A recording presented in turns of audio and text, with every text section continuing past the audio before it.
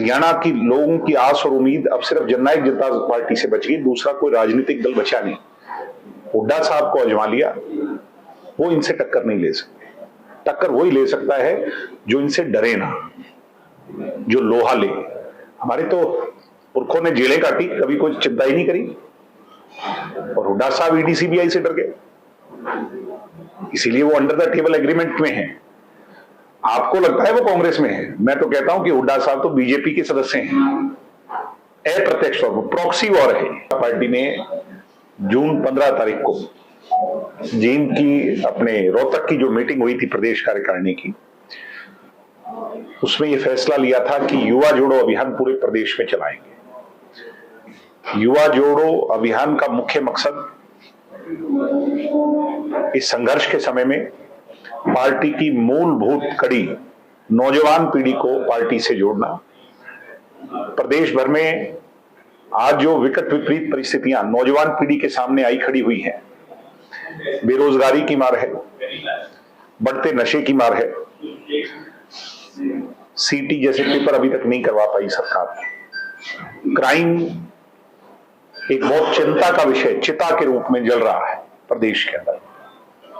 ऐसे में नौजवान पीढ़ी को सही दिशा देने के लिए, प्रदेश को बचाने के लिए युवा पीढ़ी को जननायक जनता पार्टी और जननायक चौधरी देवीलाल जी के असूलों से जोड़ना बहुत आवश्यक है। उसको जोड़ने के लिए हम प्रदेश के सभी 90 विधानसभा क्षेत्रों में जा रहे हैं। लगभग आज 8वां जिला है महेंद्रगढ़, और तो राव साहब का आदर करता हूं, बहुत बड़े नेता हैं। राव साहब के साथ दिक्कत यह है कि वो बहुत बड़े नेता तो हैं, उनकी लीडरशिप में खूब कमियां भी होंगी और बहुत अच्छाइयां भी होंगी, मगर वो मजबूत नेता नहीं है। मजबूत नेता वो होता है जो फैसला ले सके। हम तो उनके आगे कुछ भी नहीं, बच्चे हैं। मगर जब पार्टी ने हमें निकाला था तो चौधरी देवीलाल ने संघर्ष का रास्ता जो दिखाया उस पर चल करके फैसला लिया, फैसले लेने में सक्षम हुए।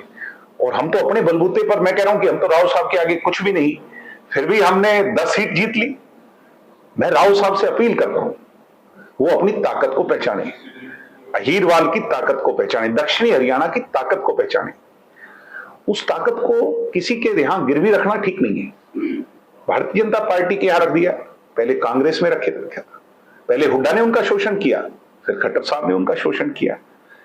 अब वो जो भी बात कह रहे हैं वो आउट ऑफ फ्रस्ट्रेशन कह रहे हैं। बड़ी मुश्किल से चुनाव जीते हैं वो, 2100 वोट 2000 वोट से चुनाव जीतना। राव साहब के परिवार तो 30-40 हजार वोटों से चुनाव जीतना, 9 बार के एमपी रहे हैं वो। मुझे उनकी चिंता है, क्योंकि मुझे दक्षिणी हरियाणा की चिंता है।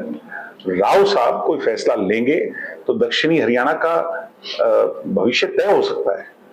मैं तो चाहता हूं कि वो कोई निर्णय लें, और उनसे कहूंगा कि रीजनल इज द ओरिजिनल। इन राष्ट्रीय दलों में आपकी पूछ कभी नहीं, फैसला लें। आप तो बहुत निर्णायक नेता हैं, और उम्र के इस पड़ाव पे अब एक ही सपना रह गया होगा कि मैं मुख्यमंत्री बनूं। शायद वो सपना भी पूरा हो सकता है।